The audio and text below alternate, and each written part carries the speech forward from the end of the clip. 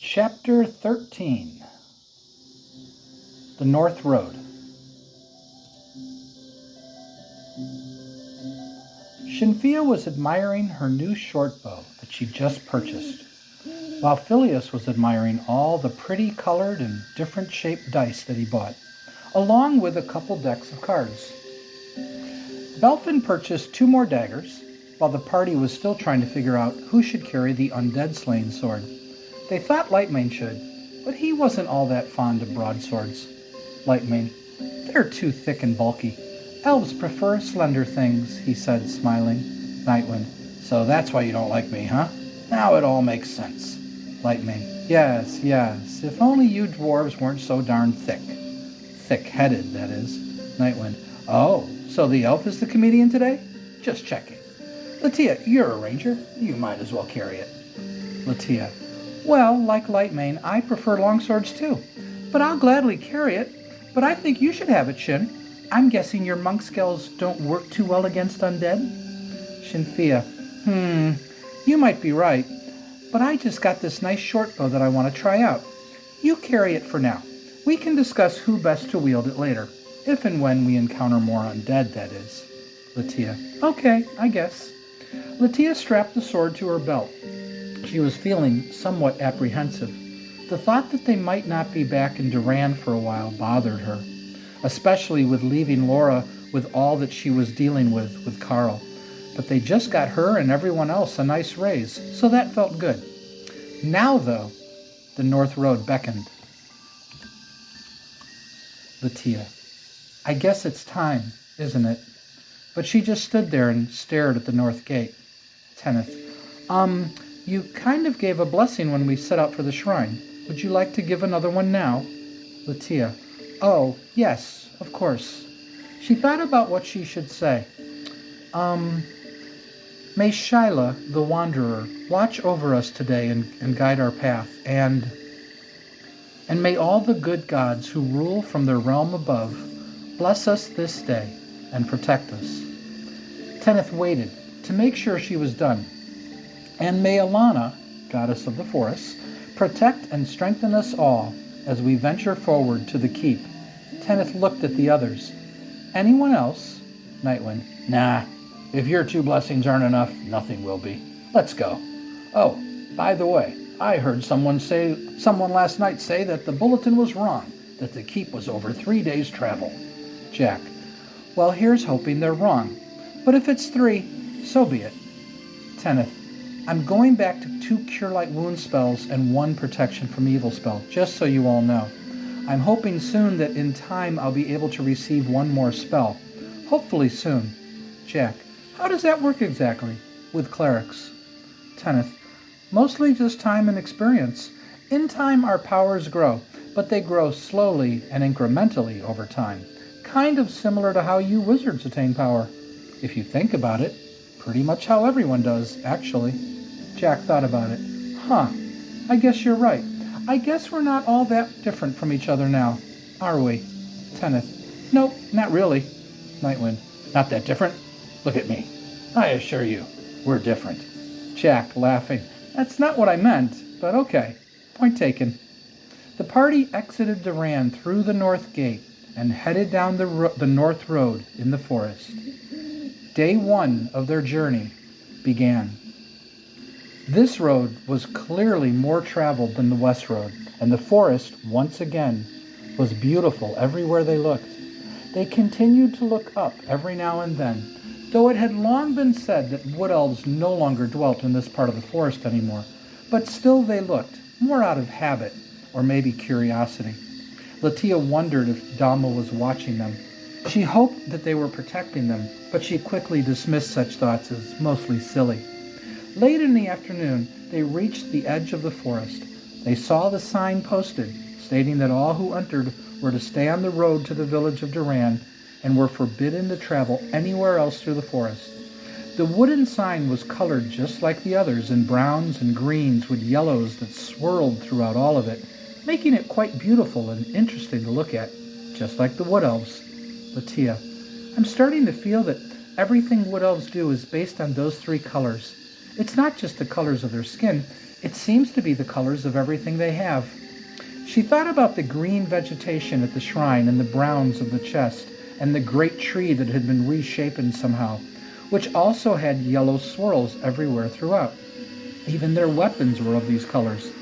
As she thought about it, she couldn't recall anything that they had that wasn't brown and green with yellow swirls, or brown and yellow with green swirls, and other various combinations thereof. Latia, do you think that means anything? Shinfia, what? Latia, oh, sorry. I was just thinking about the colors of the wood elves and how everything they have seems to be the same three colors, like this sign here. Do you think that means anything? Shinfia, other than maybe that they're one with the forest? No clue. I'm not even sure if it means that. The party exited the forest.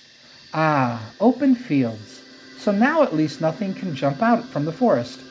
Then again, we can be seen from far away now, can't we? Shinfia looked around. Oh, look over there, pointing to her right.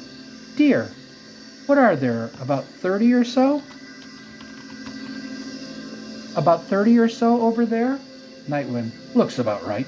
Well, if we run out of food, the deer are on me. Shinfia, we're not hunting deer, but I'm pretty sure my bow would be much more effective at killing them than your hammer. Nightwind, you are correct. The deer are on Shinfia. Shinfia, looking confused. They're on me? You're silly. You know that? Nightwind just smiled. The land where they were traveling was not flat. So when a group of men came into view, they were only 100 feet away or so. Both groups stopped at the sight of each other. There were around 10 of them, all wearing leather armor and carrying short swords. They appeared to be observing the party cautiously. Nightwind, oh look, more bandits, he said, looking aggravated. Lightmane, or rogues. Latia, or maybe they're just poor travelers wearing leather armor and carrying short swords because they can't afford anything else. Let's not jump to conclusions. At least they're not attacking us. Shall we hail them, see how they respond? Nightwind, sure. The dwarf called out, hail! Hey, you men over there, hail! The party was almost laughing now at how literally Nightwind responded to Latia's suggestion. One of the men, hail! Well met, travelers. We are peaceful travelers, heading to the village of Duran in search of work. And you are? Nightwind, we are also peaceful travelers. We are a party of adventurers traveling to the keep. One of the men, that is where we came from. You may approach, if you wish, but we ask that none of you make any sudden moves and we all keep a safe distance for now. Lightning, well, they don't sound like bandits or rogues. Could be a ploy, though. Let's get closer. Nightwind called out again. We shall approach, and we agree with your advice, he said, trying his best to sound serious. Tenneth spoke to Nightwind. Interesting choice of words. Is this a new approach? Nightwind, I'm just trying it out, he said with a smirk on his face. Tenneth was intrigued. Well then, let's see if we can make some real friends here. Here's hoping. As the party approached, they noticed that there were 9 of them, and that they seemed somewhat fearful and guarded. The party stopped at about 10 to 20 feet from them. Belfin, hey, let me speak first. Nightwind, okay, go ahead. Belfin, greetings, I am a rogue. And immediately they regretted letting Belfin speak first. The men took a step back when he said that, and raised up their swords slightly. Phileas, what's wrong with you? Belfin, just trust me. He spoke to them again. I told you that to show you that we have no secrets. I will not approach any closer. As you can see, I'm a halfling, and the gnome next to me is also a rogue, But we are not thieves. We mean you no harm, and we hope that you mean us no harm.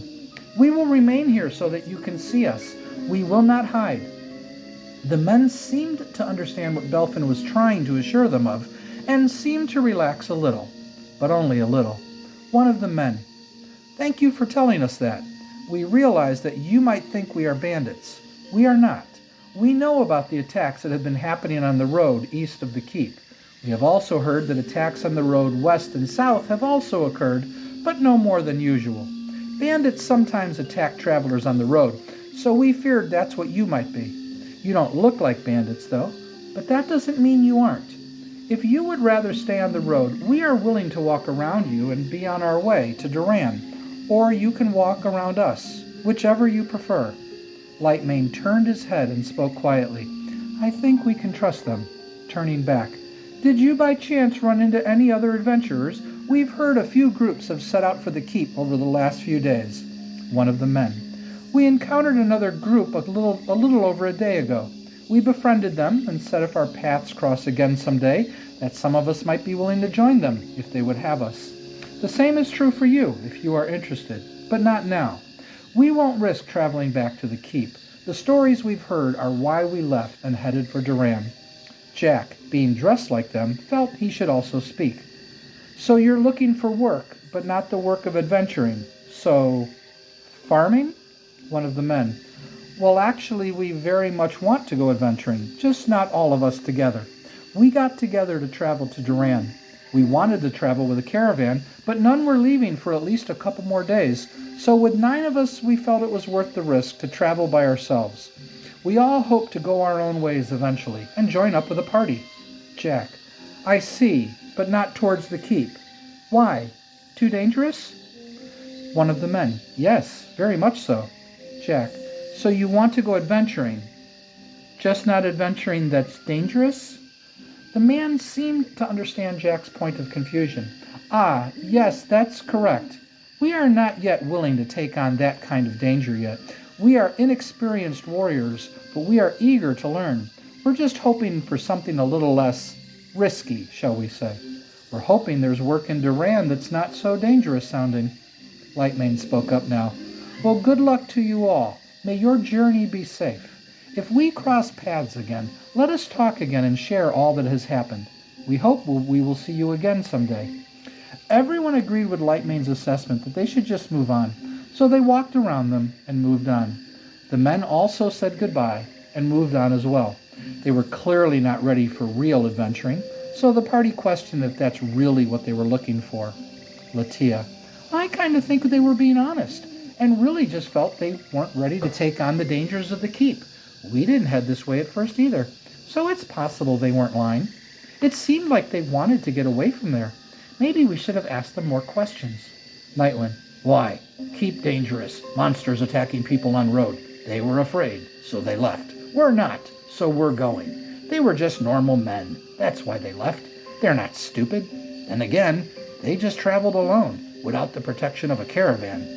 Phileas: "We're traveling alone without the protection of a caravan." Nightwind: "Yes, but we have rogues and wizards and clerics and things. They just have leather armor and are carrying short swords."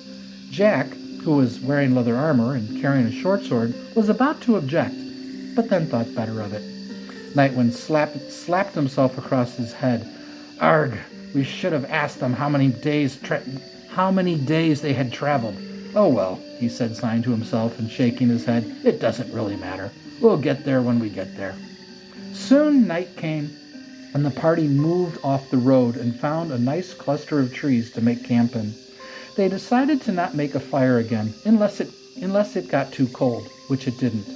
The girls decided to take the first watch together and enjoyed some long overdue girl time together as the men slept.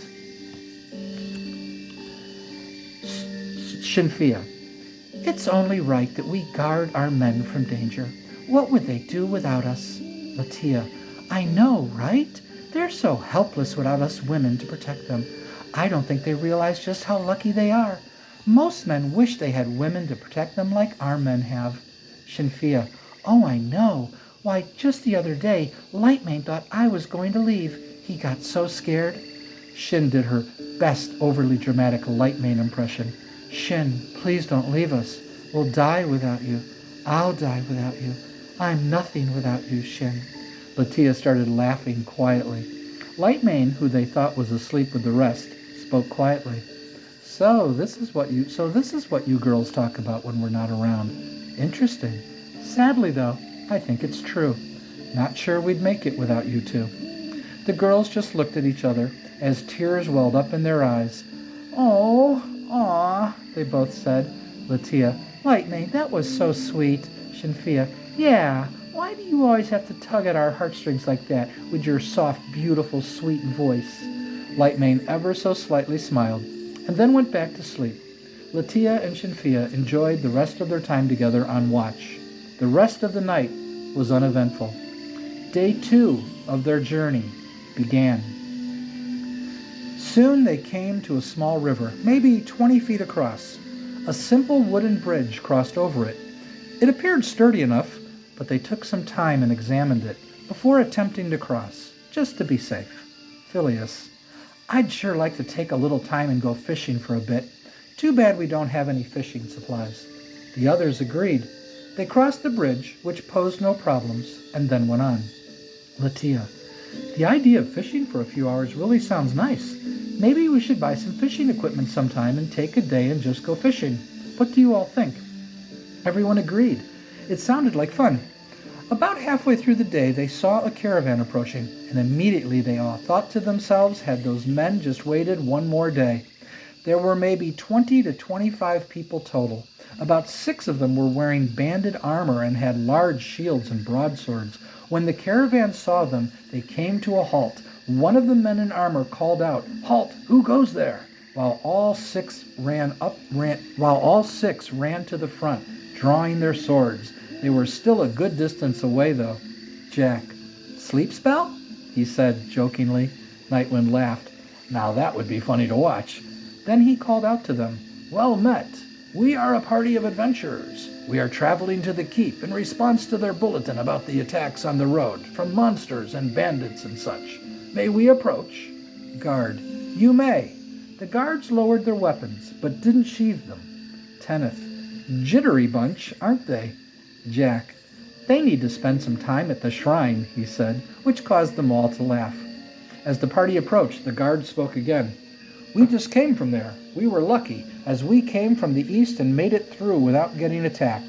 We dropped off travelers, traded, sold and bought more supplies, picked up more travelers, and are now headed to Duran to do more of the same.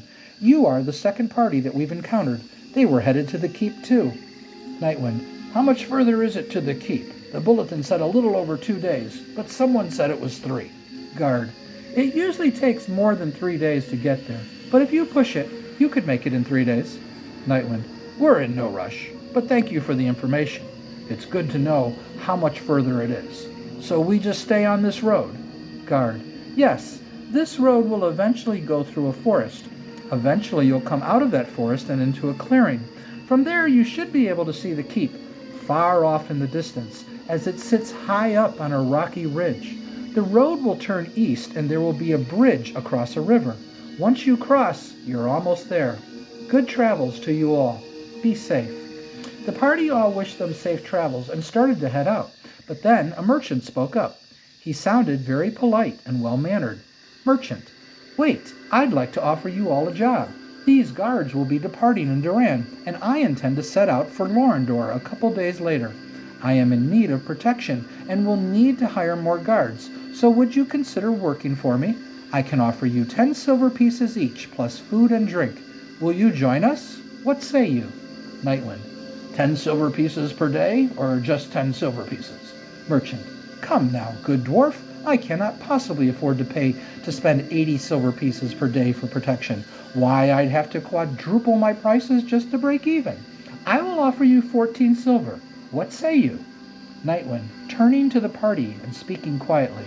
Did I just influence this man? Everyone smiled and tried not to laugh, while the merchant looked puzzled. Merchant, is everything okay? Nightwind, yes, everything is fine, good sir, but I'm afraid we must decline your most generous offer.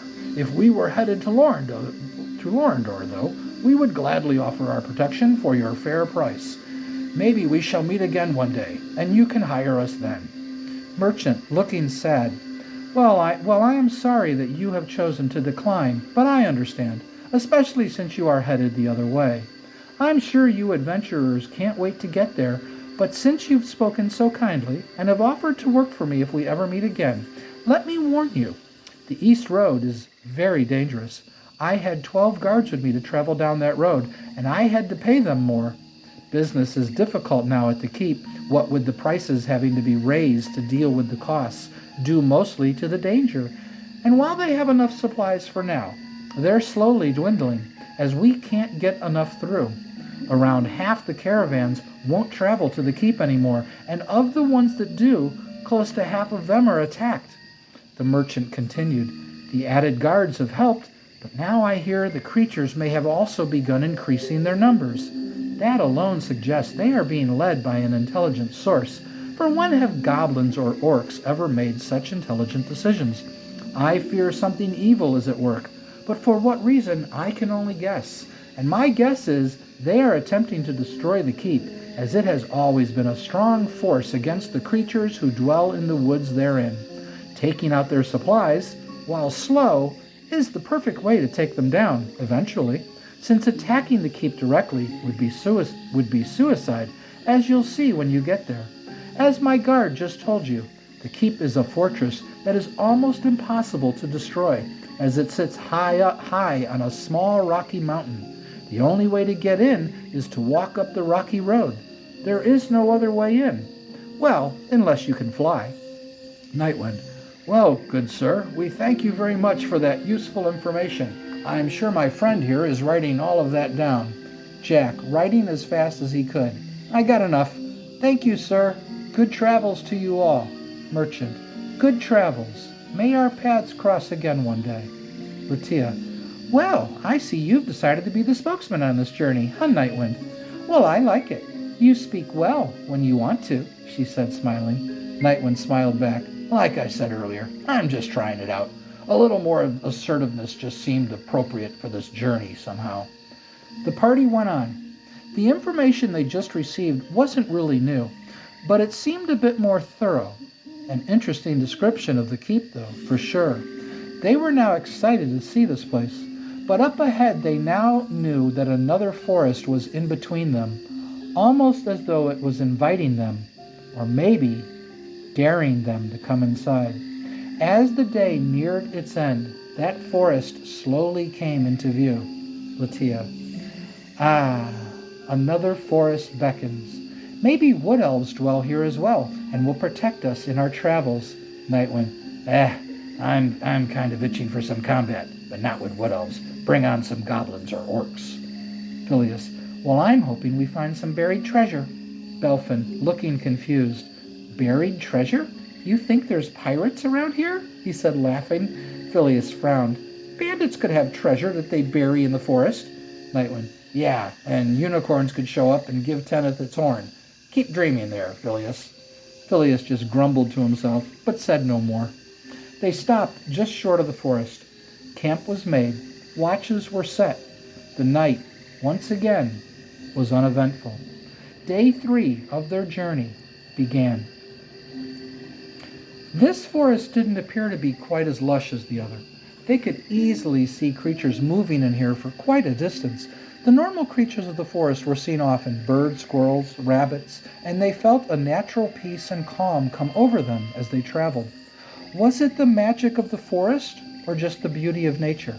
They questioned this, but weren't really sure. Maybe both were true. Just then, off to their left, Lightmane saw a pack of dogs slowly moving through the forest. He guessed maybe half a dozen. The dogs appeared to see them and stopped and started growling, though some howled. They were maybe 50 feet away now. Latia spoke quietly. Now I wish I had taken the time to receive my animal friendship spell, but it takes an hour to cast it. I do have an entangle spell, though, so if they attack us, I'll cast that. Lightning. How long does that spell take to cast? Latia. Just a few seconds. Why? Lightning. Because if they attack, they'll probably be on us in a few seconds. Latia. Oh, you're right. Darn it.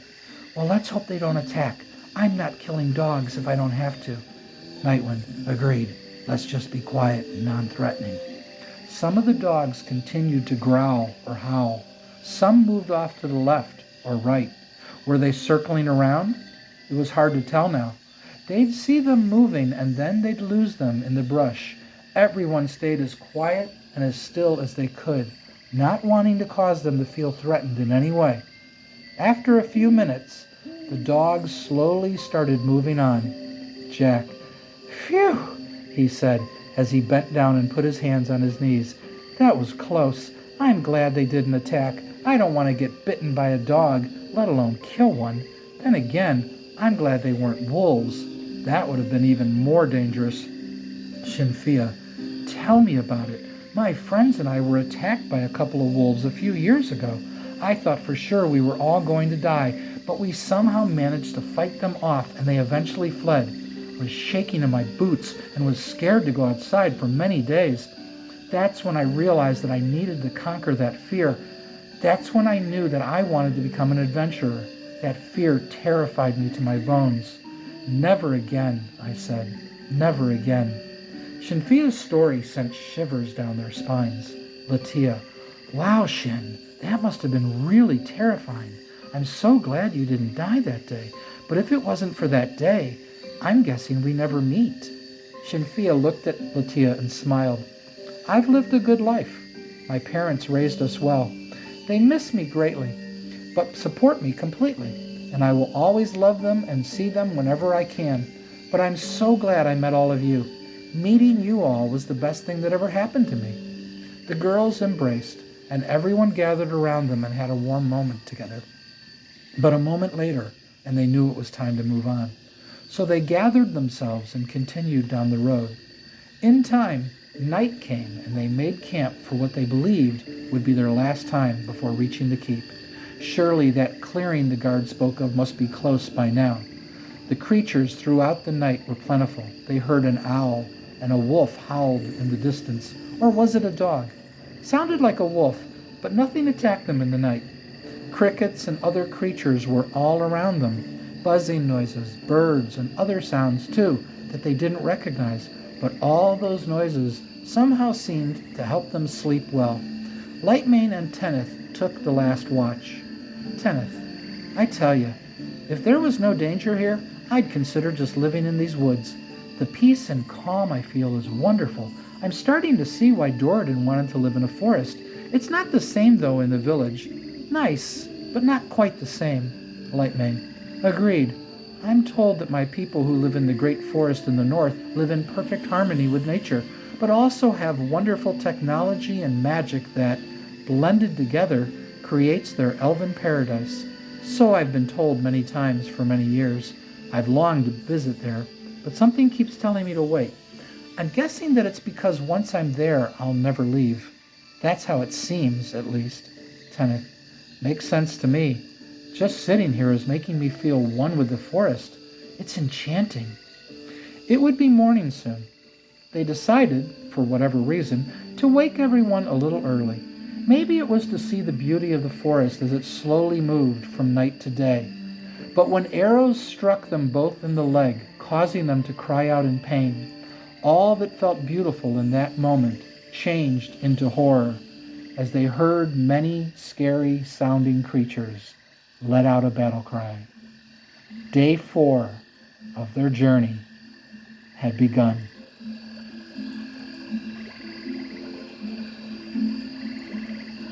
Bale heard something in the woods where he was walking. He stopped and looked around. 3 huge dire wolves bared their teeth at him and growled loudly. He stood still, staring at them as he hid behind a tree. But they saw him and growled more and moved. As quickly as he could, he cast his spell. The wolves would be on him in just another second or two, when just then the form of a giant hound appeared in front of the wolves, stopping them in their tracks immediately. The hound was translucent, with a bluish glow all about it, but the most amazing aspect was that it was twice as large as the direwolves. It went to grab them, but they turned fast and ran away. Bale, yes, it worked. Did you see that? Sheila, Saw the whole thing. I told you could do it. Now try your monster summoning force spell and see if you can control it now. Bale. How can I? I don't currently have it memorized. How can this possibly work? Sheila. Oh, I forgot you don't have it memorized. Okay, then just try to cast it and forget about trying to control it. Bale. Sheila, I'm amazed that you've shown me how I can cast spells while in this form. I would have never thought I could, so thank you. But now you're telling me that it's also possible to cast a spell that's no longer lodged in my memory just by concentrating and using the knowledge that I already have?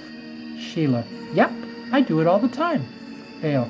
So you don't have to memorize spells anymore? Sheila. No, I still have to. It's just that I'm slowly figuring out how to cast them without having to memorize them again. Bale. His mind somewhat boggled.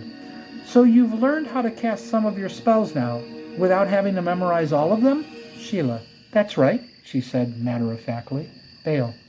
Well, then I gotta ask, how many do you no longer have to memorize? Sheila. 27. Bale. His mind now completely boggled. Huh? 27? So you can now cast 27 different spells that are in your spellbook anytime you want? Sheila. Yes, and with lots of practice and study and my guidance, you'll slowly learn how to do it too. Now, try casting your monster summoning force spell. Bale, now feeling totally bewildered and dumbfounded, tried to cast his spell, but it was no longer in his memory, so nothing happened. Bale. Nothing is happening. Gee, wonder why. Sheila. Bale, how many times have you cast that spell? Bale. I don't know. 3, 4 times maybe? Sheila. Okay, now just focus. Oh, and relax. Try closing your eyes. Now think back to when you last cast it, or whatever time you remember casting it. Let me know when you're there. Bale closed his eyes and thought for a moment, and soon his memory triggered the moment. Okay, got it. I was in a forest and we were being attacked by 5 hill giants. There were only 5 of us, so we needed some help desperately. So I cast Monster Summoning 4, and all of a sudden, 3 5-headed hydras appeared out of nowhere and started attacking the giants. That was the most amazing monster summoning spell I ever cast. I just got lucky with what was summoned. Sheila. Don't focus on what you want. The spell generates it randomly. You'll practice avoiding the randomness another time when you've got it memorized. Right now, I want you to see yourself casting that spell. Now, once you've pictured that, run that moment through your brain again and again until you can see and hear yourself casting it, saying the words, using the components, making the gestures. See it all in your mind. Bale tried, but found it very difficult. But finally, he felt he had it somewhat. Okay, I got it, I think. Now what? Sheila. Just let go and cast it. Don't think. Just do it. Just relax, breathe, and let go.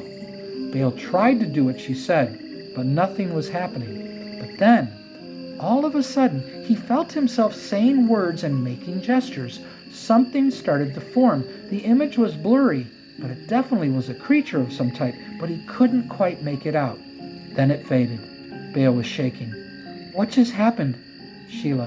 What just happened, my floppy-eared friend, is that you, all by yourself, by your own power and nothing else, almost summoned a monster before your very eyes. But now, it's my turn. Sheila began casting one of her very special, very high-level druid spells of her own creation.